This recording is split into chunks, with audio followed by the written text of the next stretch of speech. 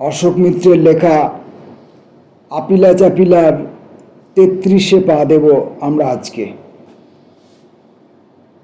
পর্ব ৩৩।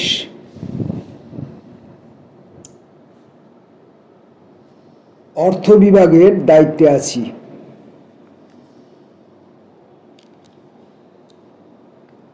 সরকারি কর্মচারী কিংবা শিক্ষাকর্মীদের এতদিন ধরে অস্বীকৃত ন্যায্য দাবি দেওয়া পরিপূরণের কর্তব্য পালনে আমার আনন্দ ধরে না,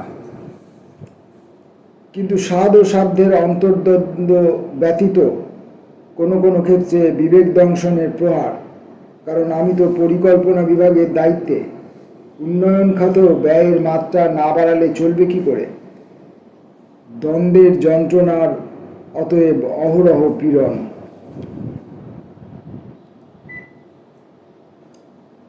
সাধারণভাবে জ্যোতিবাবুর সঙ্গে ইতিপূর্বে উল্লেখ করেছি একটি মৌখিক বোঝাপড়া ছিল। আমার যা অন্যায় বলে মনে হবে তেমন দাবি বা অনুরোধ আমি ফিরিয়ে দেব। ফাইল তার কাছে যথানিয়মে যাবে। তিনি রাজনৈতিক বিবেচনা প্রয়োগ করে যদি কোথাও দাবি মঞ্জুর করা সঙ্গত মনে করেন কিংবা আংশিকভাবেও মেনে নেওয়া মনস্থ করেন, আমার দিক থেকে অসুবিধা হবে না। অথচ প্রায় 9 বছর অতিক্রমান্তে একটি ব্যাপারে মতভেদ প্রবল আকার ধারণ করল। প্রায় 2 যুগ গড়িয়ে গেছে। আমি বহুদিন সরকারের বাইরে। জ্যোতিবাবুও 24 বছর ধরে মুখ্যমন্ত্রী হিসাবে গৌরবোজ্জ্বল ইতিহাস রচনান্তে অবসর করেছেন। এখন সমস্যাটি নিয়ে প্রকাশ্য মন্তব্যে মনে হয় আর বাধা নেই। কংগ্রেস আমলে রাজ্যের বিভিন্ন কলেজে নৈরাজ্য চলছিল। পাঠচর্চার ক্ষেত্রে নৈরাজ্য, পরীক্ষার ক্ষেত্রে নৈরাজ্য, প্রশাসনিক নৈরাজ্য। বামফ্রন্ট দায়িত্ব গ্রহণের পর এরকম অনেকগুলি কলেজের পুরনো পরিচালক সমিতি ভেঙে দিয়ে প্রশাসক নিয়োগের ব্যবস্থা করা হয়। সর্বক্ষেত্রে প্রশাসকদের শিক্ষাগত মান যে যথোপযুক্ত ছিল তা নয়, তবে প্রশাসকরা পড়াশোনার সঙ্গে প্রত্যক্ষ যুক্ত নন, সুতরাং তাদের যোগ্যতা তেমন মাথা ব্যথার কারণ হয়ে ওঠেনি। মুশকিল দেখা দিল যখন এই প্রশাসকদের মধ্যে থেকেই কয়েকজনকে বা তাদের সুপারিশে অন্য কাউকে কলেজ অধ্যক্ষ হিসাবে মনোনীত করা শুরু হলো।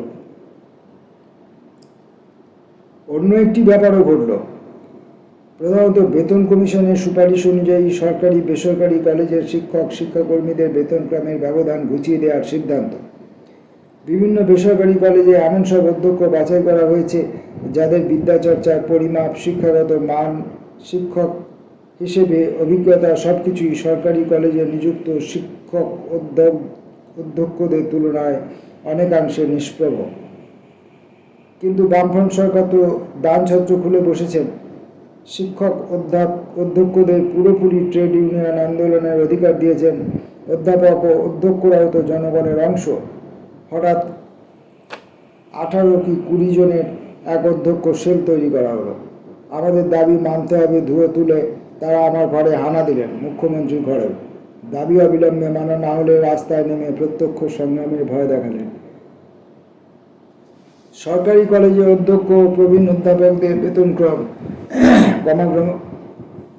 বেতনক্রম বরাবরই একটু অসামঞ্জস্য ছিল। অধ্যক্ষরা সামান্য বেশি মাইনে পেতেন, বরিষ্ঠ অধ্যাপকরা তার কম। সুপণ্ডিত শিক্ষক হিসেবে সুদক্ষ এমন অনেক অধ্যক্ষ হতে চাইতেন না। প্রশাসনিক ঝুটঝামেলার বাইরে থাকা পছন্দ করতেন। মনে মনে ভেবে রেখেছিলেন অধ্যক্ষের দায়িত্ব বহন করতে তারা রাজি হন না হন এবং বিধ ও জ্ঞানী পণ্ডিত অধ্যাপকদের অধ্যক্ষদের বেতনক্রমের সঙ্গে একীকরণ পবিত্র সামাজিক কর্তব্য। বেসরকারি কলেজের অধ্যক্ষদের কাছ থেকে চাপ আসুক, সরকারি কলেজের প্রবীণ অধ্যাপকদের বেতনক্রম বাড়ানোই আমার অগ্রদায়িত্ব। অপেক্ষাকৃত বেসরকারি কলেজের অধ্যক্ষদের সমস্যা নিয়ে পরে মাথা ঘামানো যাবে। অন্যমনস্ক মুহূর্তে মুখ্যমন্ত্রী অর্থ বিভাগের সঙ্গে আলোচনা না করে বেসরকারি কলেজের অধ্যক্ষদের প্রস্তাবে রাজি হয়ে গিয়েছিলেন। কোনো দিক থেকে রাজনৈতিক উপরোধ এসেছিল কিনা আমার জানা নেই।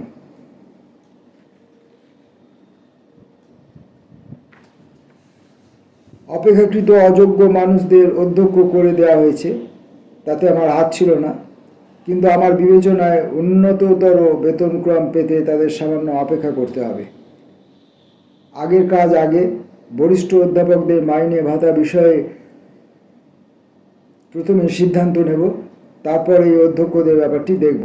যেখানে তারকনাথ সেন, গোপীনাথ ভট্টাচার্য, সুবোধচন্দ্র সেনগুপ্ত, সুশোভন সরকার, ভবতোষ দত্তের মতো অধ্যাপকরা বেতনের ক্ষেত্রে অধ্যক্ষদের সমপর্যায়ভুক্ত হননি, সেখানে শিক্ষা, মেধা, বিদ্যার নিরিখে বহুগুণ নিকৃষ্টদের প্রতি দায়বদ্ধতা পূর্বাহ্নে পূরণ করতে হবে, এমন প্রস্তাবে শরিক হতে অসম্মত থাকব, তা যত চাপিয়ে আসুক না কেন।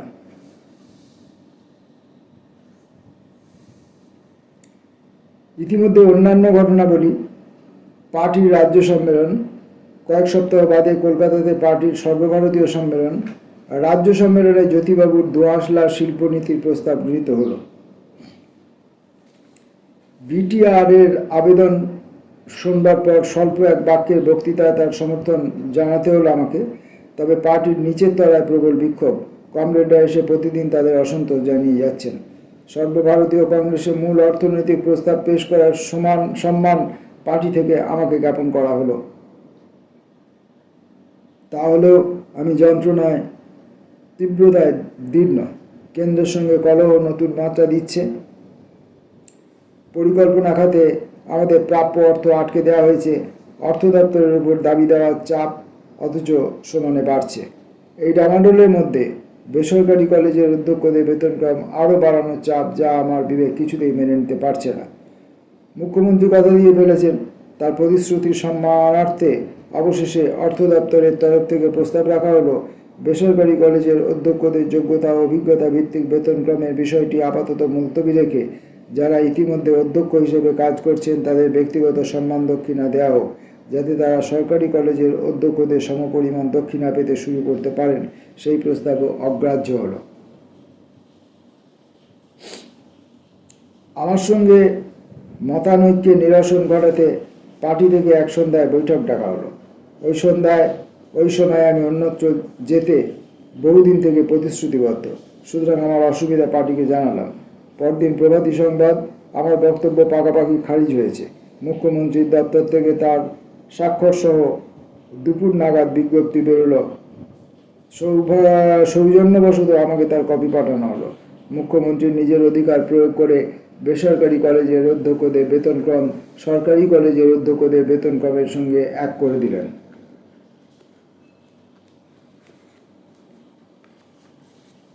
সরকারি নিয়মে আছে, কোনো ক্ষেত্রে মুখ্যমন্ত্রীর সঙ্গে অর্থ বিভাগের মতদ্বৈততা দেখা দিলে সংশ্লিষ্ট বিষয়টি মন্ত্রিসভার কাছে অন্তিম সিদ্ধান্তের জন্য পেশ করতে হবে।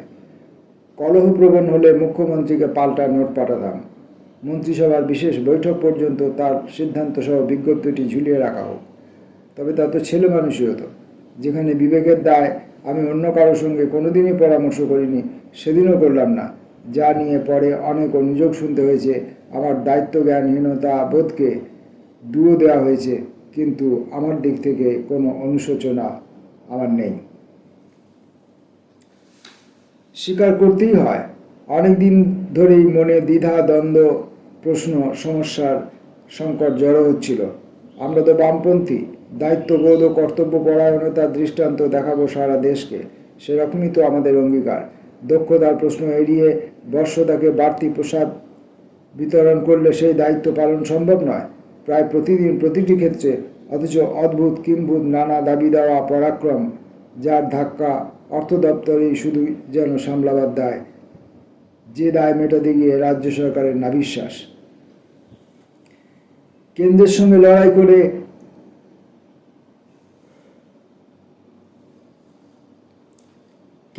লড়াই করে রাজস্ব সূত্র বাড়াতে হবে, কিন্তু সেই যুদ্ধে ফল পেতে সময় লাগবে। ইতিমধ্যে দায়িত্বশীলতার পরিচয় দেওয়া প্রধান কর্তব্য। বেতন ভাতা তো দায় মেনে পর্যাপ্ত বাড়ানো হয়েছে, যেখানে যেখানে প্রয়োজন আরও বাড়ানো হবে। কিন্তু স্রেফ কিছু পেটুয়া মানুষকে খুশি রাখতে গিয়ে যদি দেউলিয়া হতে হয়, তাহলে তো আখেরে দলের মুখেই চুনকালি পড়বে। এটাও বিবেকের প্রশ্ন, নীতির প্রশ্ন। বেসরকারি কলেজের অধ্যক্ষদের জন্য দানছত্র খোলার ব্যাপারে আমার অনমনীয়তা উপলক্ষ মাত্র। আমি চাইছিলাম দলকে ঈশ্বর ধাক্কা দিতে, এভাবে চলতে পারে না, এভাবে চললে পরিণামে সর্বনাশ হবে, বোঝাতে অসমর্থ হলাম। মুখ্যমন্ত্রীর কাছে মন্ত্রিসভা থেকে পদত্যাগের চিঠি পাঠালাম। বিধানসভার অধ্যক্ষদের কাছে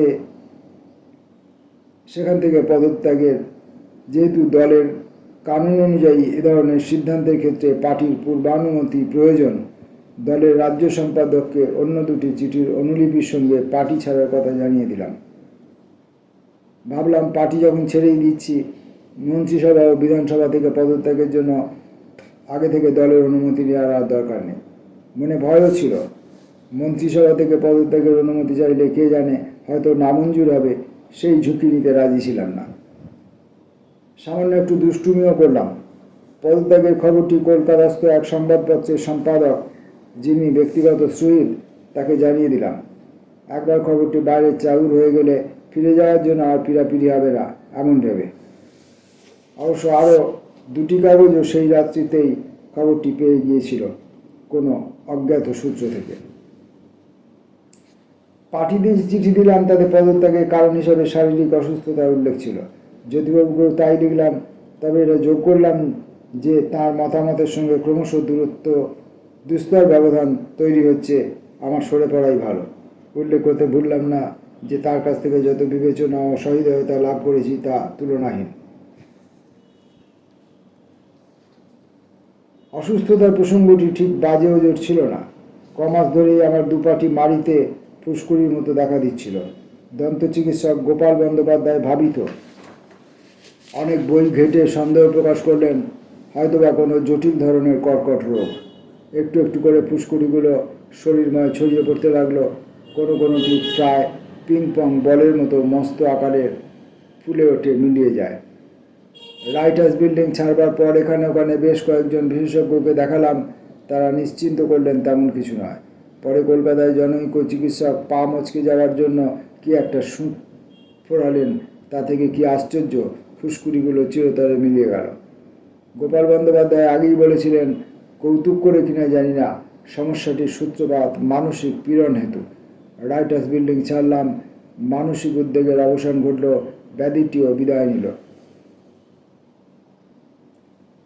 ফের বলি, পেটুয়া অধ্যক্ষরা ধরে পড়েছেন, উপযুক্ত যোগ্যতা গুণাবলী থাকুক না থাকুক তাদের দাবি পূরণ করতে হবে। এটা তো কোনো আলাদা সমস্যা নয়, মৌলিক দৃষ্টিভঙ্গির প্রশ্ন।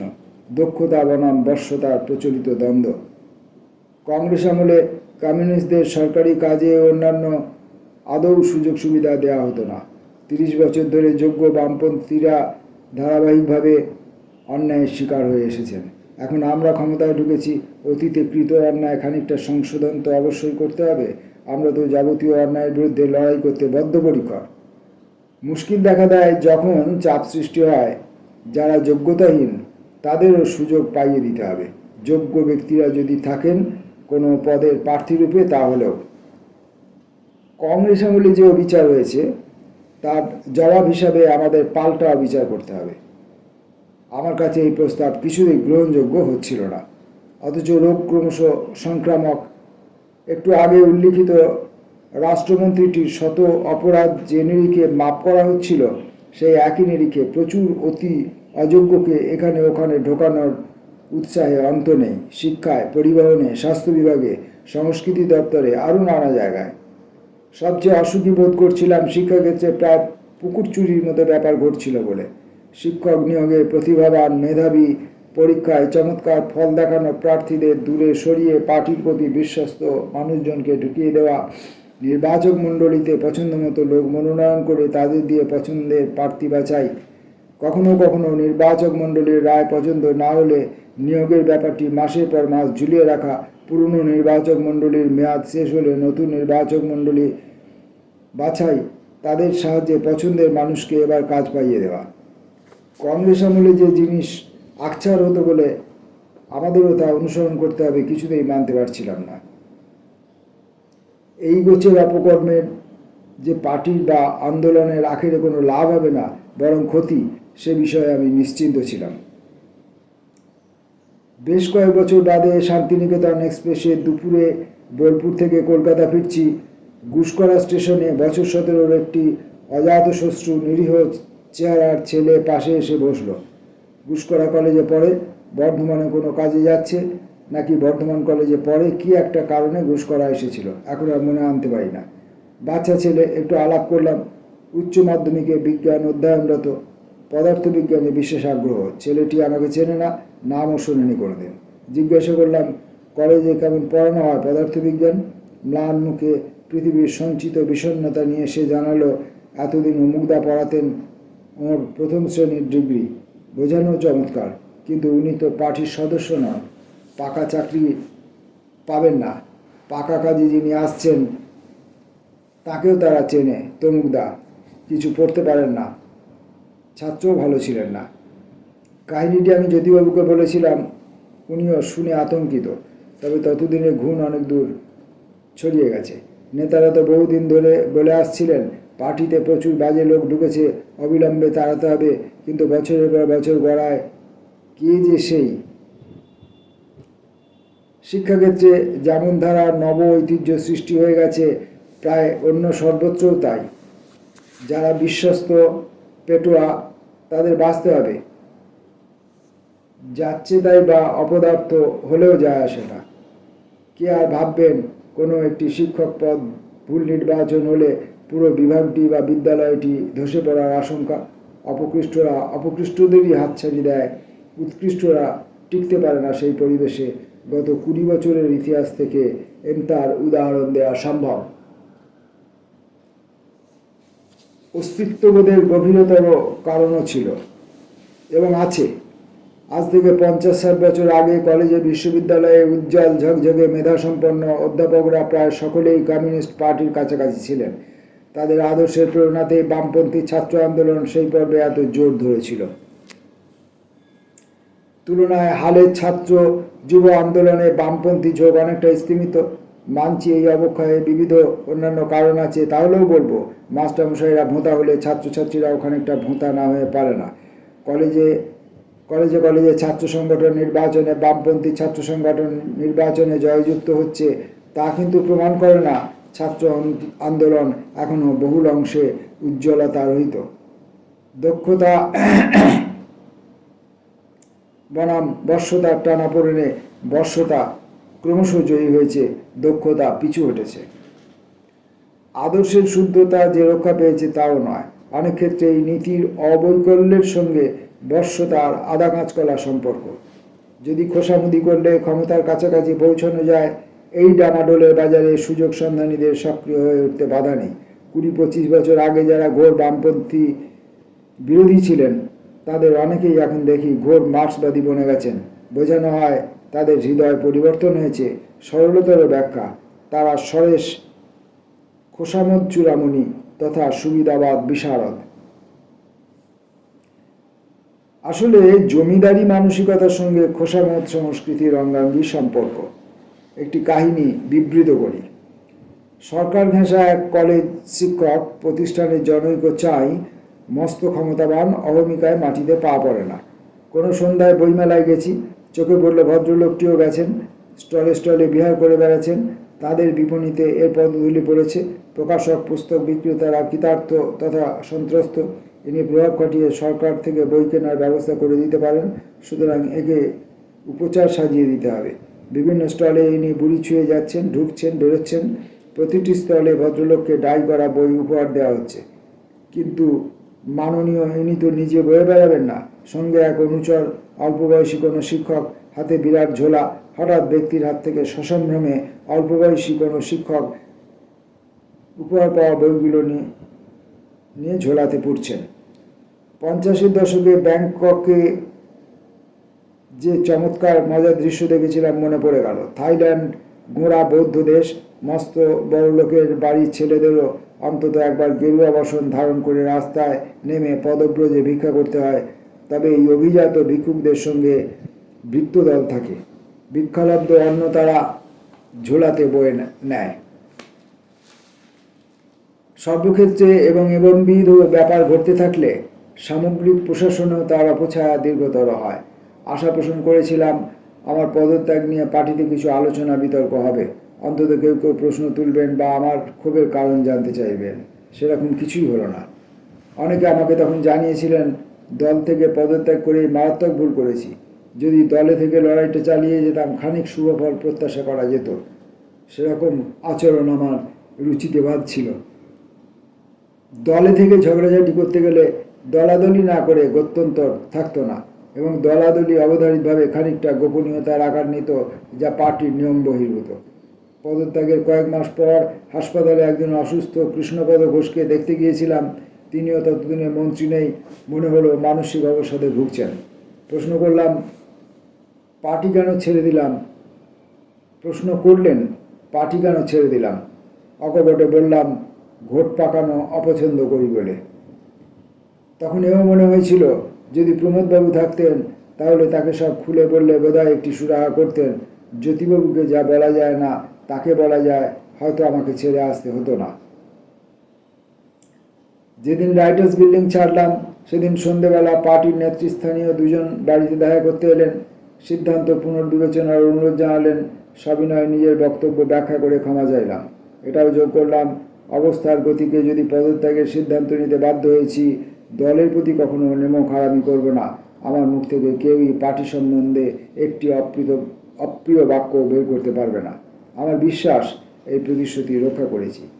এখন যা লিখছি তা পরিস্থিতির গুণগত পরিবর্তন ঘটে গেছে বলে এবং ঘটেছে বলেই আমার ধারণা। উপরের বক্তব্যগুলি এখন আর পার্টির বিরক্তি উৎপাদন করবে না। 16-17 বছর আগে দক্ষ স্বচ্ছ প্রশাসনের স্বার্থে যা যা বলতে শুরু করেছিলাম, এখন তা মোটামুটি সবাই পার্টির মধ্যেও সেই সব কথাবার্তা বলছেন। তবু খানিকটা তিক্ততার রেশ। আমার পদত্যাগের 2 সপ্তাহের মধ্যে সম্মানীয় বন্ধু অরুণ ঘোষকে রাজ্য যোজনা বোর্ডের সহসভাপতির পদ থেকে সরে যেতে হলো। পার্টির পেয়ারের একজন দুজন তার সঙ্গে এমন আচরণ শুরু করলেন যে তিনি পদত্যাগ করতে বাধ্য হলেন।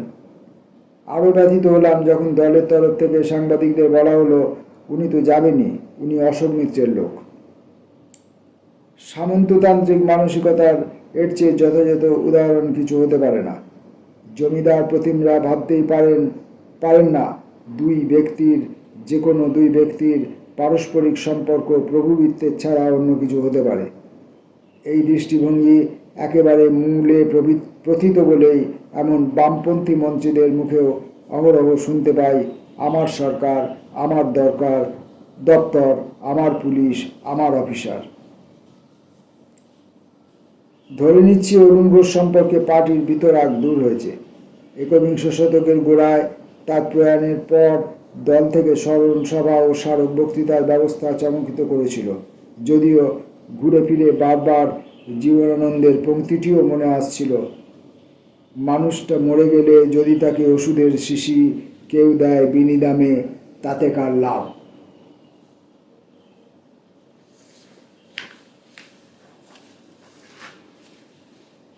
আপিলা চাপিলার 33 পর্ব শেষ করলাম আজকে।